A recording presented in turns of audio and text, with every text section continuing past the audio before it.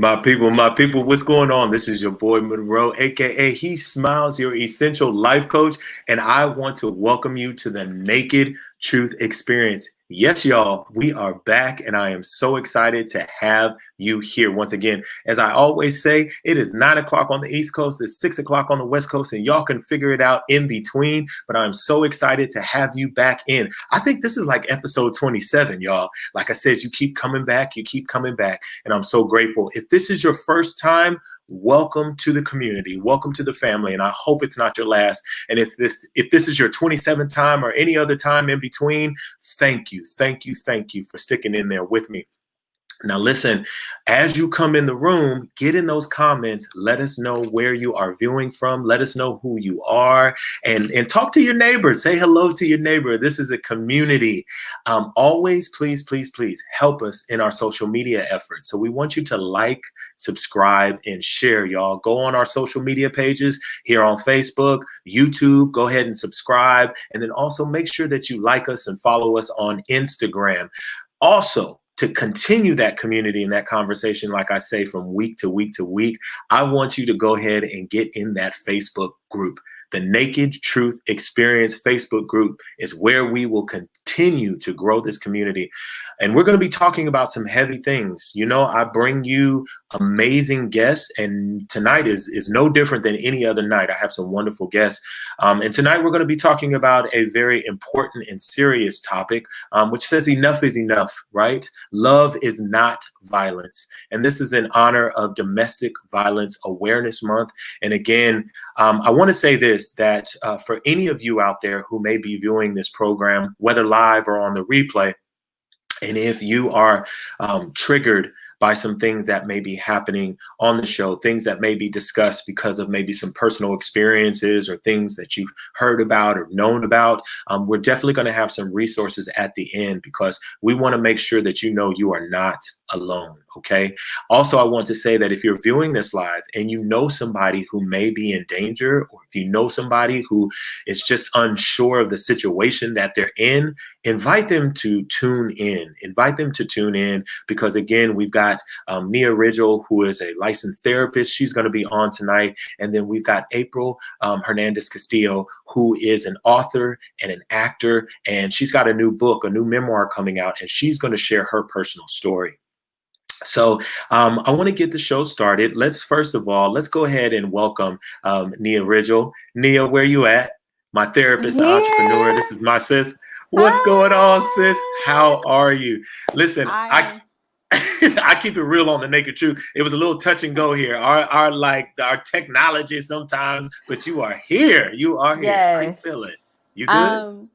My nerves, now that I'm here, is good. You can woosah. Go ahead and breathe. Yes. Well, listen, you know I love you, and I'm gonna gush over you when we get into our segment. But I just wanted to let the people know that you are here. So yes, thank you so much for being back. I'll be right with you. Okay. Next, we have April Castillo Hernandez-Castillo. Hernandez-Castillo? April Hernandez-Castillo. I'm gonna say that because I'm like, get that name right, Monroe. April, how are you? I want to welcome you to the Naked Truth Experience. How you doing? I am awake. Okay, right, because you're on the East Coast, where I'm usually at, right? I am on the East Coast, and I am, it's been a very long day, but I'm just so excited. Thank you for having me, and I'm having a nice glass of wine. Okay, I like that glass there. That glass. Thank you. That's a custom original right there. Actually, yeah, my cousin, she drew for me, and I love sunflowers, so. I love that. Well, listen, April, I'm so happy to have you here, and I look forward to talking to you during our segment. Thank you. You as well. Yeah. Awesome. Well, now, April told us what she is sipping on. I always have a glass in my hand, and it's wine. We're going to bring my boy, Dan, the little wine guy here. He is our resident wine expert. Dan, where you at, man? How are you? Hey, what's going on? How's it going, man? I'm good. Long time no see, man. Huh? It's been a long time since I've seen you, huh? Yeah, 12 hours. Yeah, maybe 12 hours. Yeah. It's so great. I got some time to spend with my boy Dan in person yesterday in Napa, as we continue to build this partnership. But Dan, it's always great to see you, man, and thank you for being back here. What am I sipping on tonight? Let's jump into what do I have? What are we talking about tonight? I'm sipping on it, and I really like it. Right, right. Well, we were talking last time about getting a nice little cult bottle of wine, and that's kind of one of those things that you hear about. But this is one of those ones that's kind of a treasure and a treat. It's a 2016 Cabernet Sauvignon from Sova Wines. Nice. This wine is made by a very amazing winemaker by the name of Sean Barons, and they got a wonderful family. This was also, I wanted to feature this wine because unfortunately, this family was one of the families that was hit really hard last week. They lost a lot of property, massive property damage, but their wines are still intact in their warehouse. Yeah. And this is one to look out for if anybody wants to try it. Listen, and what am I tasting? Just really quickly, like what it's smooth. It's a smooth wine. That's how I feel. And that's what we're looking at. Spring Mountain, right? Here in Napa, those tannins are really unique. Also, they're present. And it's deep, rich fruit. You might even get a little bit of blueberry, some plum, a little bit of chocolate. Yeah. Some people also say that they get a defined cocoa powder in the back of the finish. Yeah, no. It's super smooth. And now, what's the price point of this wine? If somebody's interested in, is this like an everyday wine or is this like a special occasion wine? What are we talking about here? Special occasion wine. There was only 200 and something cases made of this, and it's a $95 bottle of wine. Whew. I'm sipping, y'all. I'm sipping tonight, and I'm gonna sip it slow. Listen, Dan, as always, man, I appreciate you. I know the folks appreciate you. I look forward to next week when we talk again, man. Absolutely. Well, nice being here. Have a great show. I look forward to seeing you the next time you come here to Napa. Definitely, man. Take care. Listen, I want to thank Dan, the little wine guy, our resident wine expert, because he always makes sure that listen, I'm sipping on a $95 bottle of wine. I would definitely say that is a special occasion. So anyway, listen, we see some people are viewing from Las Vegas. Yes. Let us know where you are. And I am Naked Truth veteran. I love my veterans, which means that you've been here before. Toronto, Canada. I love you. Julius, we have some more. Yes.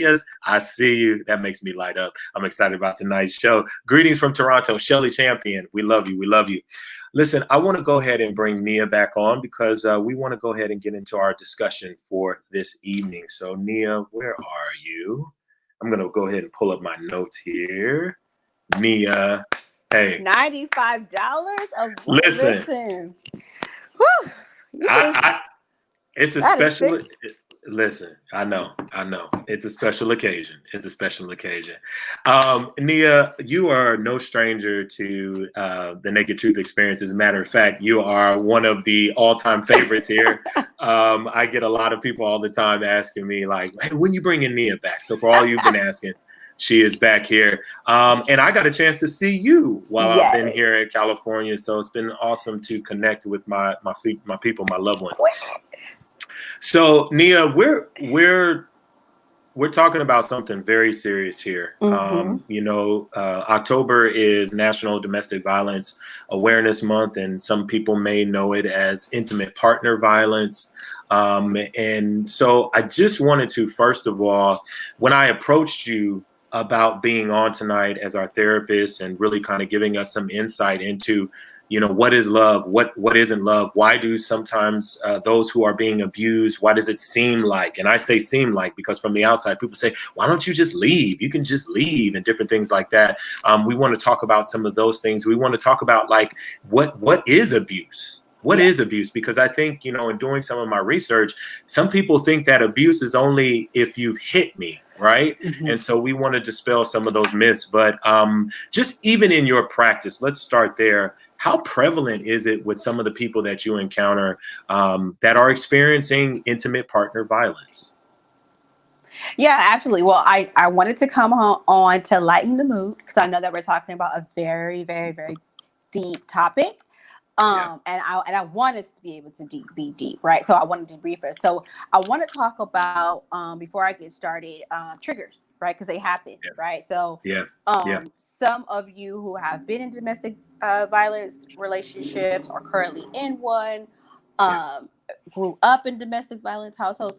When we're talking about topics like this, I really want you to pay attention to your body and how your body responds to the topics that we're discussing, because your body is a natural indicator, right?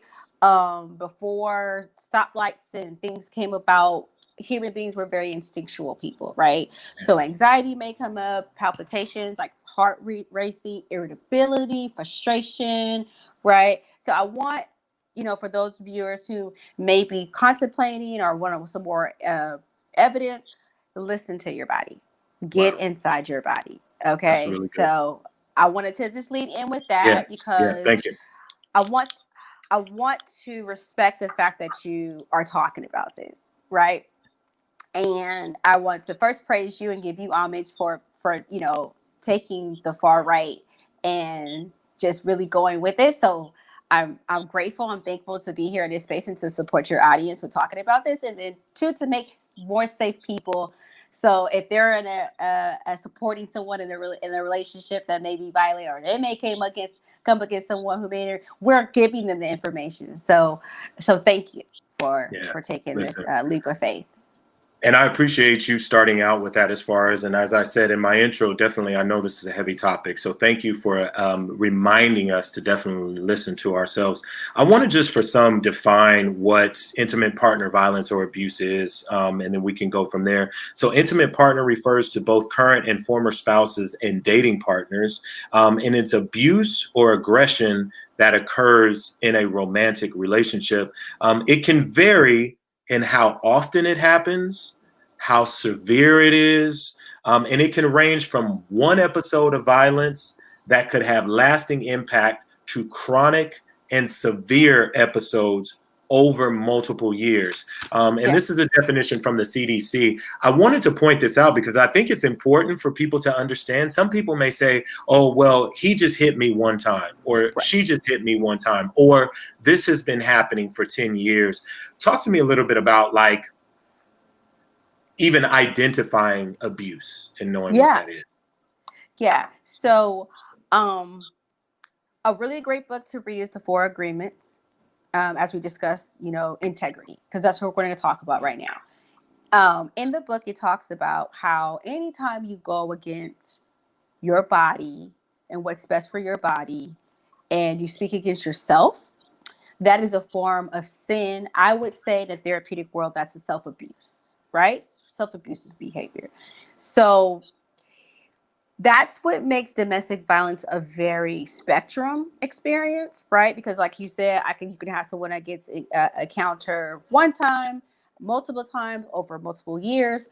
It could be nonverbal, it could be verbal, it could be hands-on. So I really want you guys to really think about personal integrity. If a person who you are with makes you go against your personal integrity, then that person isn't safe, right? Because anyone who's going to put you at harm multiple times over and over, and you don't feel good about yourself, that's emotional abuse, right? So emotional abuse looks like when they're blaming you all the time for things, you can't do anything right. The stress is really heavily on you to figure out everything, right? Or let's say if that person's super stressed out, they take their frustration, anger out on you, like you literally know, like, okay, I know he had or she had a bad day. I can't really be in their presence because they're going to pop off, right? They're going to really get that could be a form of verbal and emotional abuse, right? Verbal abuse is when they're just like word vomiting, projecting just negative energy over and over and over and over and over and over. And the thing about that is you want to think projection. So what is that person projecting onto you through their language, right?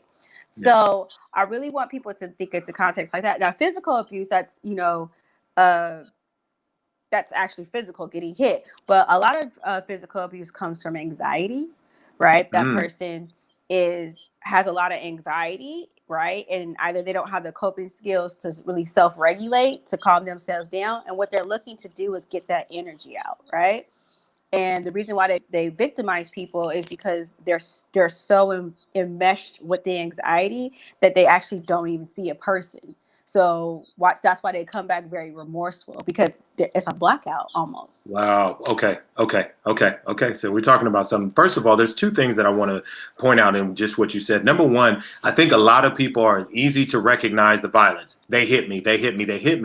But especially, and you know, we talk about our community, sometimes it's like, well, that's just the way we talk to each other, or that's just the way he talks to me, or that's just the way that she talks to me. And we don't classify that as domestic violence. And you were talking about the psychological aspect of the abuse and the violence, right? Okay, so I wanted to just point that out. Why is it sometimes you all right, sis? You good? Yeah, I'm listening. Oh, I okay. have to give him his laptop. No, you good. Oh, You yeah. good. Okay. No, I'm just like, why is it sometimes that it's so hard for us to, first of all, classify the psychological and the way I'm being verbally abused as abuse for us? It's really rooted from our history, right? Culturally, like, and this is where cultural specifics come into play around like forms of punishment, right? If you're an African American or African descent, and you have a lineage that comes from a lot of like very aggressive, hands-on punishment, forms of punishment, right? That's going to naturally be something that's been passed down, you know, generationally. We call that transgenerational trauma, right? And a lot of people, what they don't really understand about transgenerational trauma is that it's a learned behavior that's been passed down, right? So I think in the Black community, why we shed a lot of less light on it is because we don't want to admit it, because it's so embedded in our culture that if we say that something's wrong with it, then that means that we have a problem, right? And Black people, we don't have problems. What are you talking about? Like, I know I'm Black, and I know I got some problems. I'm just saying, but culturally, we're just walking around. Yeah. We're just walking around here like, okay, that's because you and me do the work. Okay, let's just call it what it is. Well, so but if we as Black folks are saying like this is, you know, this is learned behavior, so on and so forth, and I want to go into kind of like the next thing that you were talking about, as the abuser, the sources of that or the impetus of the abuse actually happening comes from, you're saying, anxiety, right? Now, I want to be very clear. I know you're not, but I want to be clear to the audience. You are not abdicating, or you are not giving anyone a pass for abusing someone else. Not. Right. Absolutely so I know my sis ain't doing that, but I just want to make sure before anybody types in, that's not what we're talking about. So we're not saying excuses, but there are all behaviors are forms of communication. So there is things do not happen in isolation. So we're going to talk about that. So if we have this cultural learned behavior, and then we have these sources of anxiety that then are kind of like intersecting, like is that why it's prevalent? And for some in the community may just be like, you know, grandma, grandpa, they pushed each other around a little bit. You know, it is because let's be real. This is the naked truth. Let's be real. We've seen that in some of our households, and we've just kind of like, well, you know, it is kind of what it is, or we ain't gonna get in grown folk business. And I know I'm tapping on something there. That was a little. I'm gonna move my phone really quickly because I had to. I was on someone's information. So okay, we're cool. We're good to go. Okay. So cool. I was saying that yeah, and I definitely thank you for making that clear. But I am a therapist in the Black community. I am 4% of therapists here to service our community. I have to, as my job, give everyone context behind domestic violence, because a lot of the reasons why we blame the victims and we blame the accusers is because we're missing that missing link, and we have to understand, like you said, why people have these behaviors. And so that is by no way to say that domestic violence is okay, but I need people to think from a layer of mental health education, right? Because you can't make judgments of people if you don't know or understand the situation, right? Okay. So I'm giving the audience that extra layer of understanding, because one thing I also understand is that we're all going through something, right? And I'm going to just self-disclose, because this is the naked truth. I came from a domestic violence relationship and household, right? And my abuser was a severely mentally abusive, like to the point where I considered suicide. I felt so trapped. And so I'm not just speaking to the audience from a perspective of I'm just a professional. I'm a woman who healed and got out. So I had to, in order to forgive my abuser, because we have a child together, I had to understand how to understand him, right? So that I didn't carry that pain with me and raise my son with it. Wow. Right? And that's the work I'm talking about, because it's so easy to blame people for why they hurt you rather than to see their pain. And through that experience, I have freed myself from a vicious cycle, right? And I'm able to love my son, who looks just like him. Wow. Sis, thank you for, first of all, just being transparent with us here. I mean, again, you know me and you, like, this is our conversations all the time. But you said something, there's a lot of layers to that. You have a child with this person, and there are people out there who are in relationships that involve children. And sometimes the decision to stay is predicated or based on that child. What would you say to an individual who is in that situation now and says, but I have a child or children with them, like, I can't leave, or I don't want to pull them away from their father, or I don't want to make the assumption it's always the abuser is always the male. I don't want to pull them away from their mother. The mother may be abusive. How would you speak to that person? What would you say to them? Yeah, and this is the thing, is that you got to know how to love yourself unconditionally. And that's why I said read the 4 Agreements book, because it says to be impeccable with your word, right? And if you're a woman who loves herself, who loves her kids, right, then you can't put yourself or them in a dangerous situation. And and let me tell you, right, I don't condone abuse, because I hate it happen. I hate it happens to people, right? I hate it's a part of our culture and it's embedded in that. But we got to heal, right? Because you have to have a sense of brokenness to stay in a relationship that hurts you, okay? And that's where the healing comes in the Black community, is that we never learned how to heal. And so we can walk around, we can dress it up, we can act like it doesn't exist, but the pain is still there. And listen, I treat women with this severe trauma, right? And it always goes back to the same thing, is how much do you love yourself? And I think that some women have to sit with the fact that they don't love themselves enough to leave. And that's hard, right? Shirley Champion has said, like, basically, is it worse to stay in the abuse because then it may normalize it for your children? What would your response be to that? Yeah. And we call that generational trauma, right? Because from the ages of 1 to 7, your children are developing, they're normalizing the world, they're normalizing their place in the world, they're normalizing how to treat a woman. The first relationship a man has with a woman is with his mom. The first relationship a woman has with a man with a woman is with his mother. The first relationship a man has with a man is with his father, right? And so we want to talk about developmental years here, right? And if there was some type of dysfunction associated with you normalize behavior, that's why, it's so important. I would say if you have small babies, leave before 5. Leave before 5. Leave before 5. Because then that way the exposure won't be so heavy. There was one more question, and then I want to ask something. What if it happened once? Is it considered abuse or a mistake? Are there mistakes when it comes to abuse? People are human, right? And I think that's a personal question. It depends on, like,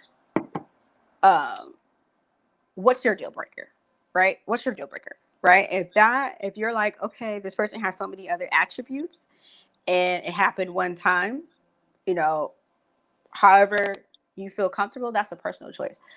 For me personally, one time and I'm done, because I'm too scared to figure out if it's the next thing that's going to happen. I don't want to figure out, is it good? Is it not good? Like, one time, but that's my choice, right? Let me just say this. You disclosed, and this is something I want to talk about that actually goes into one of the myths that, like, this can only happen in heterosexual relationships. I myself was in a intimate partner violence relationship in my 20s, in my mid 20s, with someone who was older than me. And to what kind of like spawned me even to share this in this way is because the first time that dude hauled off and socked me in my jaw while standing in my garage of my home that I paid for, and after all of it, like being stunned, like, yo, I can't even believe this is going down. What's happening? What are we talking about here? It happened again and again and again, to where I look up and 6 or 7 months later, we are now in a relationship that includes violence, where violence is an option. And I have to say that because I was like, as two grown men, for me, violence became an option. And I feel like once violence becomes an option, and I can't speak for everybody, but I feel like it's really hard to go back. And that's my story, right? That's my story. I ended up having to call the police on this dude. The police ended up coming and, you know, hauling him away, but didn't even thinking about the psychology of it for the one who's being abused. I got marks on my neck. I got a black eye, all this other kind of stuff. I've never shared this publicly, just by the way. I've got all of this. And I still went to the courthouse to beg the state of Georgia to not prosecute or to not move forward in pressing charges. Like, understand that, because I was still concerned about messing up his rep, messing up his life. And I had allowed myself to be manipulated in such a way that the one who had been causing perpetual abuse, I was still yet willing to save. Yeah. And I think that, thank you for just, I think you just freed a lot of people. You always do this. It's like, well, and this is your testimony, right? Because this is why I'm just so grateful and thankful to just be in your energy and your space, because you didn't have to share that because we wouldn't have known that, right? But I think that is just what's the most amazing thing about you, right? Is that you're such a high energetic person. I always tell you that you're fine too. I mean, I always tell you that. You even got fine spouse. I mean, I'm like, if I didn't love you, I would be jealous. But you're just so humble, right? Because you're still sharing that story. So I just wanted to recognize you for that just victory lap you just took, because you could have owned all that and kept it, you know, within you. So I appreciate you. I honor you. I see you.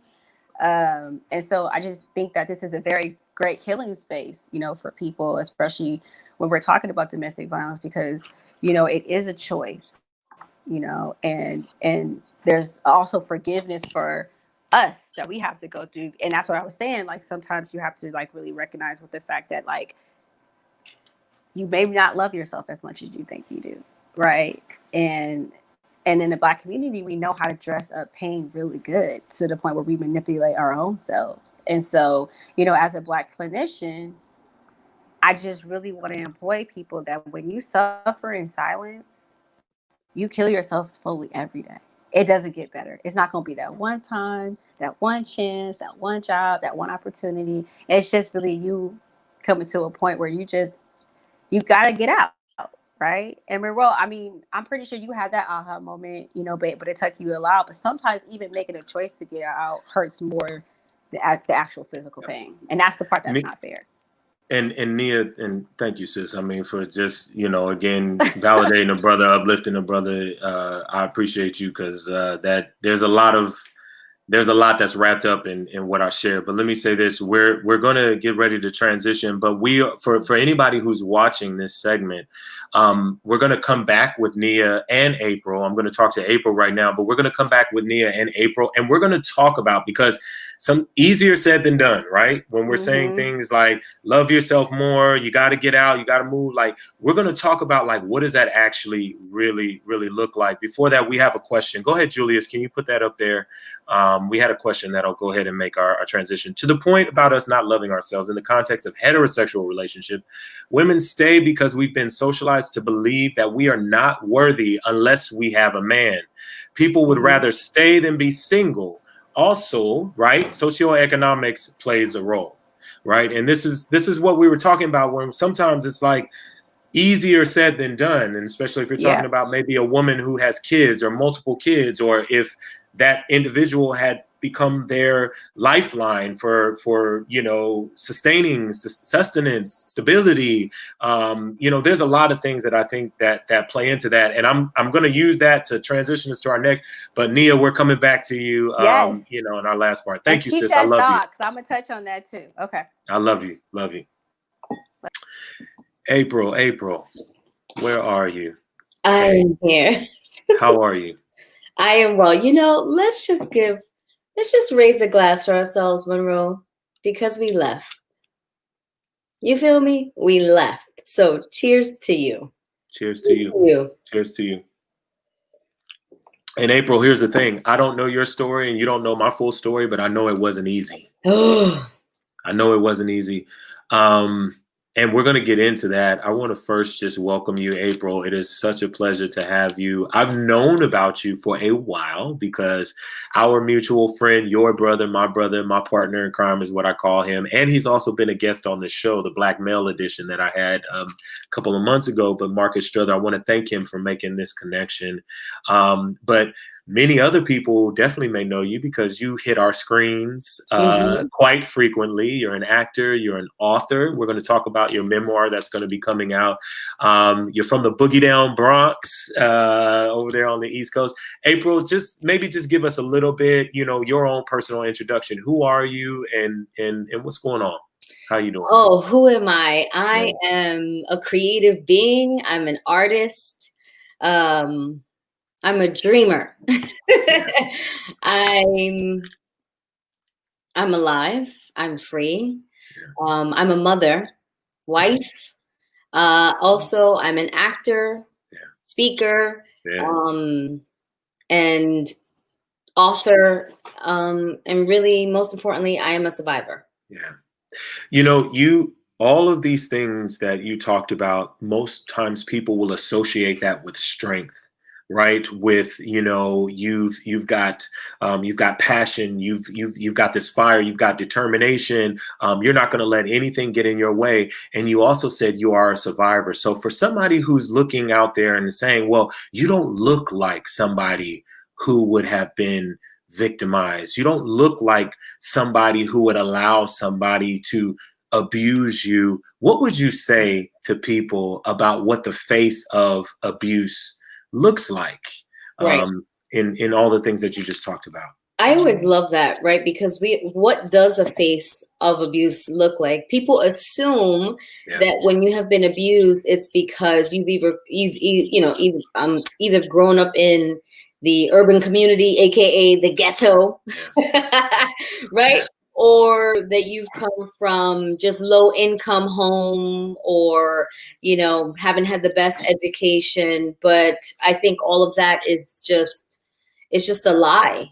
Abuse isn't racist. It's not prejudice. It doesn't care of what, status you are or live in. For myself, I was a teenager. So my abuse happened from the age of 16 to about 19 and a half. But I grew up with a mother and a father. My father's my hero. I didn't have daddy issues. I was never sexually abused by my dad. My dad never left. But both of my parents grew up in abusive homes.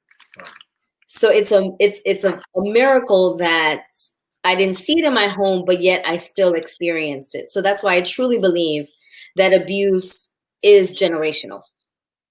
That really is. That is a spirit. If you want to get there, if you want to talk, we go there. Come on. Yes, Come on. Hey, come on. It is so spiritual. It really is. It is a spirit that travels, and until you are the sacrificial lamb that says no more, it ends with me. But unfortunately, I had to go through it, and it was physical, it was mental, it was emotional. Now, just imagine being a teenager.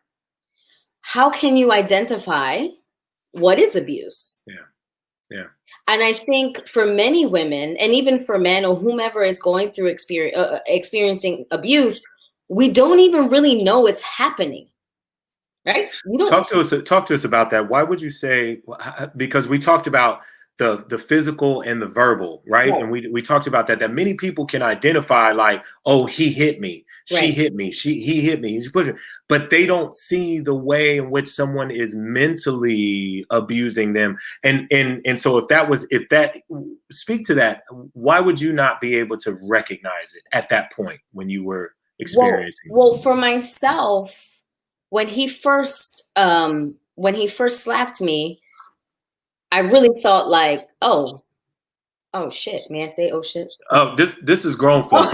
It's grown folk. Okay. Come on. I was like, oh shit. Yeah. Did he just, like, I had a dialogue in my head, but I was so shocked. And I thought to myself, you know what? Maybe it was a mistake, right? Like you were just having in the last conversation. You just assume that it will never happen again. And you're like, okay, you know what? I'll let that pass. Okay. Did he apologize at that point? Of course. Well, no. So when it happened, I'm telling you, when it came out of like left field, right? And mind you, I was standing in front of my apartment while my two parents were inside. Wow. So I was abused, and my parents, no one knew about it. No one. So for those of you who are parents and you think that your children are not experiencing any type of abuse, I beg you to really look at, if you think you feel that your child might be in it, don't be afraid to just talk to them. But I was so good at hiding because, one, I had a crazy Puerto Rican father. And you know he would have listened. It'd have been over and done with. It was one of those of like, you know, I grew up with a very overprotective father. And I sort of wanted to protect my family. So speak more on that. How so? It was more of the disappointment and shame, right? And maybe, I don't know if you experienced it, feeling so much shame because people look at you and they're like, oh, Monroe, he has it all together. But here's the layer for me. I'm also a man in a relationship with a man. So understand the shame that I carried was, how you gonna let this now I'm about to really go. You know what I'm saying? Like the shame, right? The shame is that you a man. That dude hit you, you hit that dude back. So when we talk about the shame and the compounded piece of that, you know, not only like, okay, Monroe, you're supposed to have it together, but it's these gender norms, because there is the society that we gender women to say that they are, you're not supposed to fight back, or you're not supposed to be able to. Right. But as a man, I'm supposed to be able to. Yeah. And so when I didn't grow up as a fighter, I didn't grow up in a physical environment. So then now I'm in a situation where like we physical and it's violence. That piece where you talked about standing outside your home, you're stunned because I'm like, did this shit just go down? So I understand. And there really is, you don't, all you can do for those of you who have experienced it, right? A survivor's goal is to survive. Yeah. How can I survive this moment? Yeah. Wow. So maybe if I'm not seen, if I don't speak, so that's why abuse is such a horrible thing, because it silences your voice right away. Because you're like, if I don't speak, I won't get hit. Yeah. Yeah. Right? Or if I don't do anything to agitate the abuser, the perpetrator, then I'd rather just not be seen. I'd rather just not be heard. I'd rather just be in the shadow. And now, mind you, I grew up in the BX during the crack epidemic era. I grew up in the time of New York City, where it was literally one of the toughest moments of NYC. And I had a mom and a dad, you know, fierce Puerto Rican parents who told me, like, they told me about my worth. Wow. And it still happened. And I wanted to read something, you know. Yes, please. So I know my memoir, Embracing Me. We're excited about that. Yes. Yes. Oh my gosh, that's me. Hi.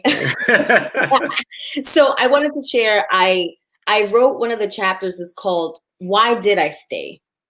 Right? Because that is the question that so many people have. Wow. And so many people are afraid to ask without being judgmental, because it is a very judgmental kind of question. Yeah. But I understand why people wonder, why does someone stay? So I just want to read just a little bit. Please, yes. People ask me all the time, why did you stay? I stayed because of fear, embarrassment, judgment. I could have saved him. I loved him. I made excuses for him. Like, I don't know what else. And that's from my experience, right? Because other women or whomever stays for different reasons. If you are a mother, right? Or if you're an immigrant, or if you find yourself, financially strapped, if you have your babies and you just feel like you can't leave. Like, it kills me when people ask, why does she stay? But I hope that answers some of the questions. Yeah. So a lot of those things that definitely resonated when you talked about fear, right? Mm-hmm. The thing that also popped out of me is this: you thought you could fix him, right? Mm-hmm. I think that there is in these abusive relationships, if I just love this person enough, right? And that puts the onus on you to actually, like, if I'm not doing enough, but if I do more, if I do this, then I can change this person. I can fix this person. What was that for you? That struck me right there. What was that for you? Like, how did that play out for you in this particular situation? I love that question, because as Latinas, we have this thing called the Ibendito Syndrome, right? Okay. So meaning like Ibendito, meaning I feel so sorry for him. Like, who's gonna be there for him? No one understands him. I think the most amazing cinematic abusive story I've ever watched has been What's Love Got to Do with It? Oh yeah, right. I was little fun tip. I was actually in that movie. I swear, that's my claim to. That's my claim to fame. I was in the Ike and Tina Turner story when I was like 12 years old, in the choir scene with little anime bullet. But anyway, I digress. I love it.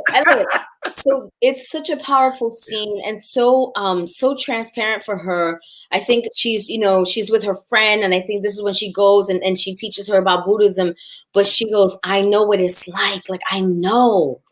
And I felt like I'm getting goosebumps, because you really do see the innocent child in that man. See, as women, we see the potential. We see that child, right? That little boy that was hurt, and that's what we want to help. Because as women, we're natural, we're nurturers. So we hold on to that, and that's what I held on to. And also, sometimes the abuse is not always happening. So when it's not always happening, there are good moments. And you hold on to those good moments. That's your hope. You're like, okay, you know what? People have bumps in the road. And I agree, right? I agree. Like, I've been with my husband, not the abuser, for 19 years. Oh, we've had some animated. Okay. Yeah.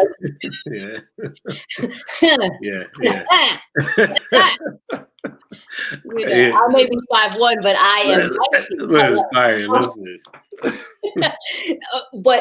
But never did I never felt like the way my ex made me feel. Yeah. Which was, and would you say, because I was, and I'm going to go there as the naked truth, because I had one of my, somebody who I love inbox me when he saw the flyer, and he said, but there's nothing wrong with a little good spanking every now and then, right? And talking about it in your intimate relationships. And so, I'm very open. So, we have the BDSM community. And so I was doing a little bit of reading on, communities that kind of condone this type of, rough play and different things like that. But the thing that stuck out to me, and where they talked about the line of demarcation, was there is consent. Right. And there are very clear guidelines. And when you said something about like how it made me feel, these individuals were very clear on a kind of role play and they had very clear parameters and guidelines.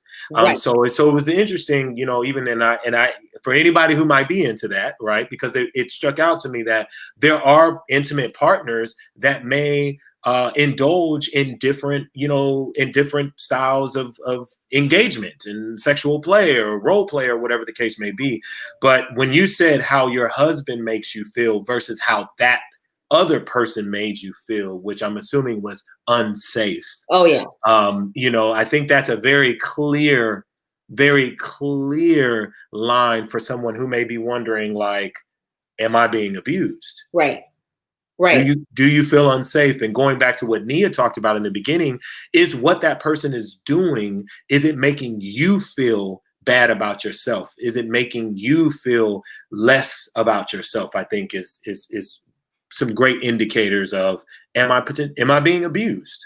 Right. I think that is a great indicator, because like I said, my husband and I, when you've been with someone for 19 years, you have your ups and downs, and you have colorful fights. Yeah. But at the end of the day, I can still go in my bed and feel loved and just safe. Yeah. Yeah. And that my husband honors me the way my father told me that a man should love his wife. Yeah. And so those are the things. Those are the things that are always good. And I also like to talk about just like you were talking, referring to earlier. People assume abuse is always physical. Yeah. But I like to even talk about the threat alone. Yes. Can be traumatizing. Yes.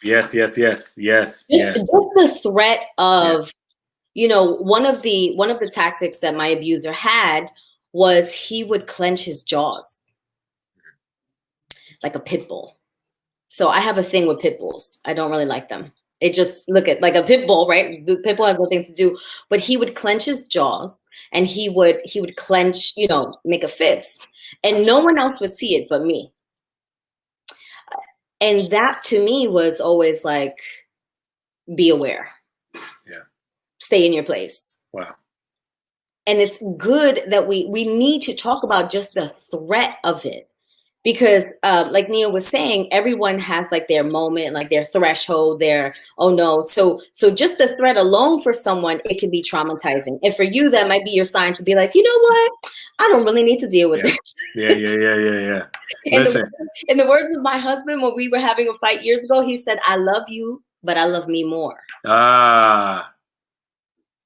Let me tell you, my husband, when we first started dating, I had a lot of aggression. I was very aggressive, and I would get in his face. And one time, in his Barry White voice, very deep, he was like, I love you, but I love me more. And you cannot treat me that way. Monroe, when I tell you, I was a hot ass mess. Because I thought I was like this perfect girl, and I had everything all together. And it was a mirror to my issues. Yeah. And how it was a mirror to let me know that, man, I was extremely aggressive. Yeah. And I was ready to fight at any moment. Shout out to the men out there who can communicate and express their emotions through communications. Right? Through words. Yeah. Right? Oh, yeah. Shout out to your husband. Listen, my husband, he's so amazing. He made a chapter in my book, honey. Hey. I love you, but I love me more. And it really was a mirror, but it also taught me the greatest lesson. I thought, I wonder how many of us would leave relationships, and not just romantic relationships, but let's talk about friendships that are toxic as well. Yeah, that's why I love the expansion of intimate partner violence. Yeah, because it's not just with someone I'm romantic with. It also includes my friendships, my circle of influence, who I communicate with daily. And as a speaker, a lot of my events have been with youth. So when I'm telling them this, when I'm explaining that intimate partner violence is not just the person that you're sleeping with, but it is also who you spend the most time with. Yeah, that's good. And just imagine if we had that standard of like, I love you, but I love me more. I love me more. Listen, let's bring that question back on, because we want to transition into how did you make it out? Julius, if you can bring that question back on for April. How did you find the strength to leave, especially given your love for the person who abused you? That's a great question. So in all transparency, I was at this point was dealing heavily with suicidal ideations. And so I woke up one day in my room where all of my pain and secrets were. Once again, I'm saying this specifically because parents, as a mother of two, we must not be afraid to go into our children's rooms. You know, we've gotten into this thing where we're like, oh, we want to like privacy. Oh, that one in my black mama house. In the name of Jesus, like... on that door, I will knock down. That wasn't my household. No, of course not. And you know, you read in the diary like, I'll knock it. Yeah, no. Listen, Monroe, I say all this in joking because it is a heavy topic, right? But if my parents would have searched more, if they were more inquisitive, and this is not to blame them, they had no idea. But I woke up and I just knew I wanted to end my life, and I don't like blood, so I was like, I'm not gonna cut myself. And I thought, well, my mom has pills and there's alcohol. Maybe if I just drink a whole bottle, I just won't wake up. Wow. And I got down on my knees and I said, God, if you're real, I need you to save me, because I'm not ready to die and I can't do this without your help. And like nothing glorious happened, but something did happen. I took back my power, number one. Number two, I made a choice. I made a choice to live, and I made a choice to leave. So it took, maybe like a couple of weeks. I don't remember the time, but I called him and I said, I'm done. I'm done. He came to my house. We had a very intense fight and he left. And here I am 19 years later, over 20-something years later. You know, I have an amazing husband, 2 amazing children, but it's taken a lot of work. April, that's a wonderful segment. Julius, if you can bring Nia back on, because thank you for just thank you for sharing your truth. I loved where you said you made a choice to live and you made the choice to leave. Right? You made the choice to live and you made the choice to leave. Nia, I know you've been backstage listening. I want to just segue into making that choice to live. Woo, that's good. And making that choice to leave. Nia, from your perspective, how would you support someone making a choice to live and making a choice to leave?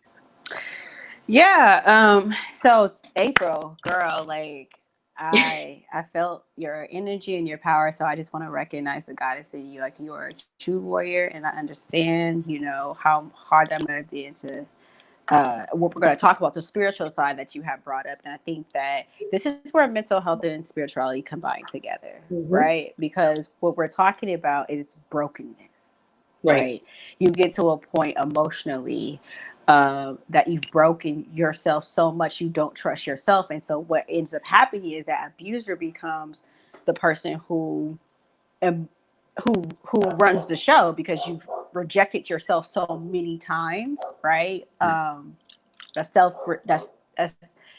self-abuse at some point, when you then take the energy from your abuser because it's so powerful, and you start to embody that spirit, right? Where she was saying then she took that spirit to the next relationship, and then her now current husband had to speak against that spirit, right? Right? For her to understand that there was even a spirit inside of her to speak against. Right. Right. So that just goes to show, you know, about the mental health piece is God can't come in where you won't ask for his help. And some of us are so busy in denial about how bad it is and how much we want to get out, because we're so focused on the outside world, what we look like, what happened to us, you know, and we become the abuser becomes more important than us. Right. Right. And God wants us to love us like he loves us, right? And so the mental part about that is like, you know, we've been hurt for so long, we've been living with hurt for so long that we just get into this narrative that we just start telling ourselves, I don't matter. We take on our abusers' thoughts, we take their customs, and it's almost like a trance that we're in. April, I don't know how you got out, but you said that you literally had to get on your knees and ask for God to intercede because you just did not have the strength. Right. Right. I mean, I think, you know, when you, I grew up Catholic, and I always knew like the Our Father and the Hail Mary, but I didn't know God.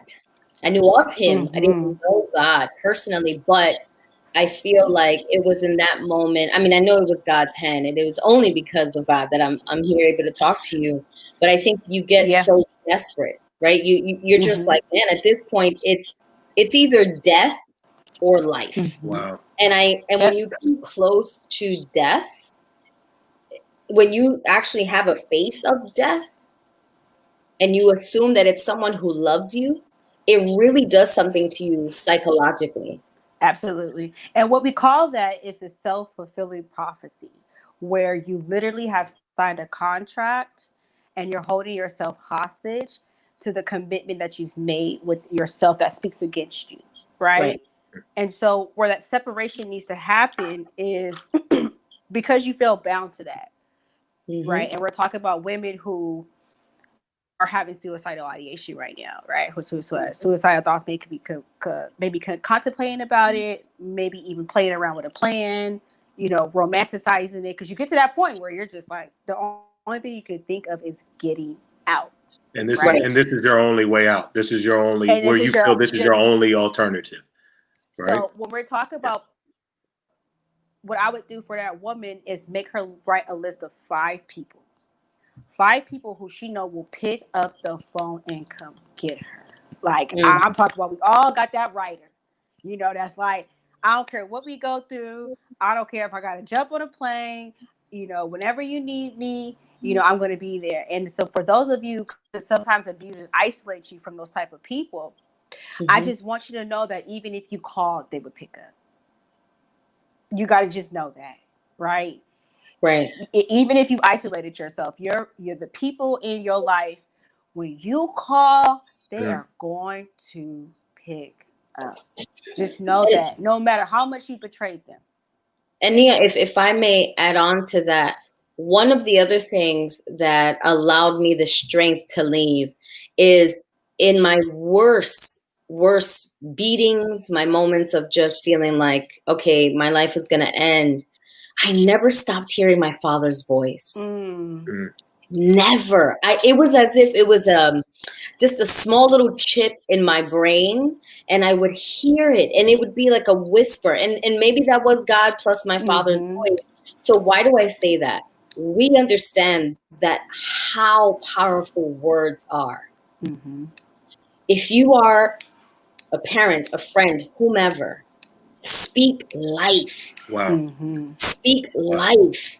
Continue to remind them who they are. Continue to tell them how much they're loved. Continue to tell them, oh my gosh, woo, I feel the spirit. Come on. Right. Literally sow those seeds of power, of love, of hope, because those are the things that they're going to hold on to, because I'm living proof of that. Yeah. I'm living proof that when you sow seeds of love, when you sow seeds of hope and determination and just love, that it'll come to them in the moment when they least expect it. Sorry. That's all right. Listen, no, this is good. This is great. Listen, I asked some of my audience members, what is love? Let's hear what they said. What is love? Love it.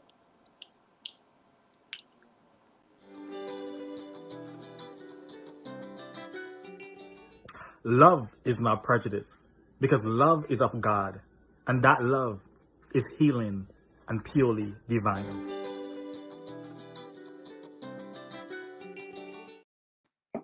I love that, right? I love it. I love it. Julius, let's go to our next. What is love? What is love? patience, and trust. Let's go to our next video. Let's line up those videos. Love is the will to extend oneself for the purpose of nurturing one's own or another person's spiritual growth.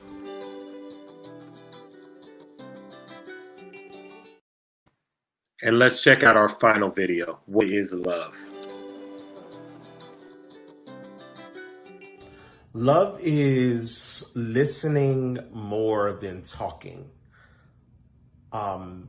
Being heard rather than being right.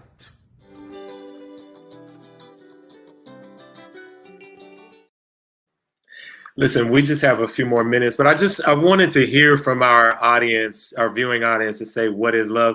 Did any one of those stand out to either of you? And either of you could respond. Any of those stand out to you? What is love? Oh, wow. I think that the last one to me of just listening. I mean, it's biblical, right? It's slow to speak, quick to listen. I think that's love. I think to me that stood out. Yeah. What about you, Nia? Did something stand out for you in one of those responses? When she talked about the love of how she wanted to be loved, like in a relationship. And so that was the one that stuck out to me. I forgot what she what I got from it was mutual love. So listen, you guys, we're going to have to wrap up. This conversation has just been amazing. First of all, I want to thank, if this is the first time that you are tuning in to The Naked Truth, this is what we're about. We're about honesty, transparency. I love the fact, first of all, thank you to all of my guests for you all going there and loving us, loving yourself, and loving healing enough to allow yourself to be that vulnerable and that transparent, because the way in which this conversation transpired, I know there's people out there who have been healed. So I just want to thank you. Before we wrap up, Nia, where can people find you? Because if they're tuning in and they're saying, listen, I need help processing some of this and I don't want to do it on my own, where can they find you? Yeah, thank you, Monroe. So I am on Instagram at Ridgle Consulting, or you can find me on LinkedIn. I do a lot of my articles on that. I do have a lot of mental wellness programs for people who can't get to a Black therapist, want to work with a therapist. Right now, I do have like six slots available for my men's group. We talk about a lot of these behaviors. We talk about coping skills that deal with a lot of this. Also, on November 21st, I'll be having a healing circle for women. So if anyone wants to participate in that, they can follow me on Ridgle Consulting, my Instagram, and then I'll have all the information. But it's just healing for women, and we're going to be talking about things like that and celebrating our victory stories, even sometimes before they happen. Thank you. And then April, you've got your memoir, Embracing Me. When does that come out? When can we get it? Oh, well, it will come out in November, hopefully before Thanksgiving. But if you want to follow me, please stay connected at April L. Hernandez. April L. Hernandez on Instagram. And for Facebook, it is April Castillo. Sorry, I have a whole bunch of AKAs. But yes, definitely we are in the pre-order stage. But I'm just really pushing for hopefully before Thanksgiving. Awesome. And then again, to both of you, Nia, April, Dan, thank you all for coming on. For those who are out there and need some support, I want to go ahead and put our National Domestic Violence Hotline up here. So 1-800-799-7233. And that 7233 is safe. It's free. 24/7, and it's confidential. If you have found yourself being that you've identified with some of the things that we've talked about here, you need somebody to talk to, here is a resource. 1-800-799-7233. Once again, I want to thank each and every one of you for tuning in to the Naked Truth Experience. I am your host, Monroe, aka He Smiles, your essential life coach. It is my pleasure to be here with you each and every Thursday. Make sure that you tune in. Now, these last 2 weeks, we're going to be shifting our focus into, this is election season, so we're going to be looking at and breaking down Trump's Black America. Now, y'all want to come back for that, because we are definitely going to be talking about what is he saying that he is You know, he always makes these claims about he's done more for Black people than any other administration. So we're actually going to dig in and dig out the facts and dig out the untruths. And then we're also, in the final week, we're going to go to what is Biden's Black America? What's Biden's plan for Black America? And we're going to objectively go in there, and I want to have some discussions about what is the Biden administration promising for us in these next 4 years. So please tell somebody and come back every Thursday night, 9 p.m. Eastern. I love you. Like, subscribe, and share. And then also make sure you join our Facebook group. As I always say, have a wonderful evening. Take care, y'all.